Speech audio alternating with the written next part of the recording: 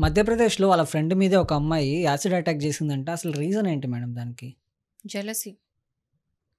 అంటే వీళ్ళేదో బ్యూటీ కాంటెస్ట్‌లో ఏదో పార్టిసిపేట్ జేషినారు. అదేదో పెర్ఫార్మన్స్‌లలో జెలసీ ఒచ్చేసిందనమాట ఏదో. సో, అంటే ఏదో ఆ కాంపిటీషన్స్‌లో ఎట్లుంటదంటే, అకాడమిక్ ప్లస్ బ్యూటీ 2 కలిపి. అంటే ఈమె కంటే బ్యూటిఫుల్ ఉండడము, ప్లస్ ఆల్సో ఆమె కంటే ఎక్కువ మంచిగా చదవడం. హ్మ్. ఈ 2 రీజన్స్‌తోనే ఆ అమ్మాయికి బాగా జెలసీ ఒచ్చేసి తన సొంత ఫ్రెండ్ మీదనే ఓర్చుకోలేక యాసిడ్ పడేసిందంట.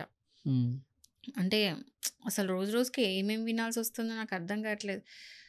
ఈ జెలసీ అని వింటున్నామమ్మ. జెలసీ అనేది ఉంటది. కామన్‌గా ఉంటది. ఒక అమ్మాయికి ఇంకొక అమ్మాయికి ఉండడం అదంతా ఓకే. బట్ అది మరీ ఇంతనా? ఎన్నో సార్లు వినుంటాం ముందు గూడా. ఇట్లా అయింది, అట్లా అయిందని జెప్పేసి. బట్ మరీ యాసిడ్ పోసి చంపేంత అది గూడా చిన్న పిల్లలు. అంటే లీగల్ సైకియాలజీ ప్రకారం వీళ్ళ మైండ్‌సెట్ అనేది ఎట్లుంటది మేడం? లీగల్ సైకాలజీ బట్టి ఏంటంటే, ఇక్కడ వాళ్ళకి బేసిక్‌గా లీగాలిటీ పార్ట్ ఏం ఆలోచించలేదు. తర్వాత కాన్సిక్వెన్స్ ఎట్లుంటదో తెలవదు. ఆ అమ్మాయికి దీనివల్ల నేను జైలుకెళ్తా, నా మీద ఒక కేస్ అవుతది అనేది గూడా ఆ అమ్మాయికి తెలవదు. ఓకే.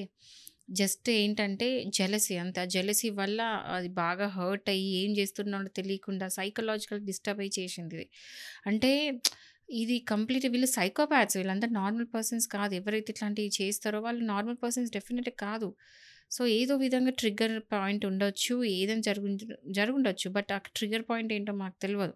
ఈ హ్మ్. పర్టిక్యులర్ స్టోరీలో జస్ట్ మనం న్యూస్ విని మనం మాట్లాడుతున్నాం.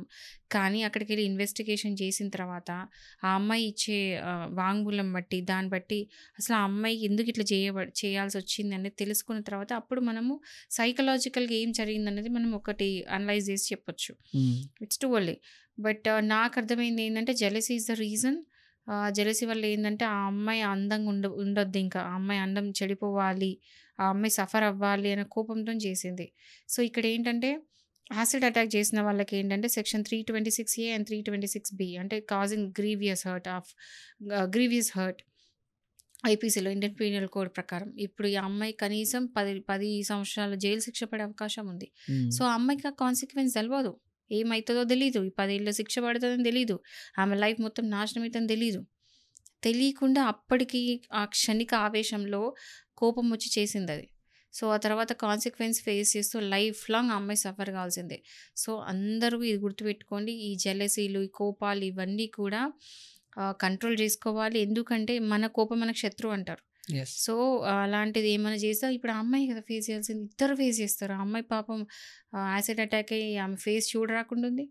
ఇటు దిక్కు ఈ అమ్మాయి మొత్తం జైల్లో కూర్చోవాల్సొస్తది ఇంకా. ఫర్దర్ ఫ్యూచర్ లేదు, లైఫ్ లేదు, ఏమి లేదు. హ్మ్. సో, దయచేసి ఇట్లాంటి వాటికి పోకండి. ఏమన్నా ఉంటే మాత్రం మీకలాంటి ఏమన్నా ఆవేశాలు అలా వస్తే మాత్రం ఎళ్లి ఒక రూమ్‌లో కామ్‌గా కూర్చోండి. లేతే ఎళ్లి ఒక సైకియాట్రిస్ట్‌ని కలవండి. బట్ ఇట్లాంటివి చేయొద్దు.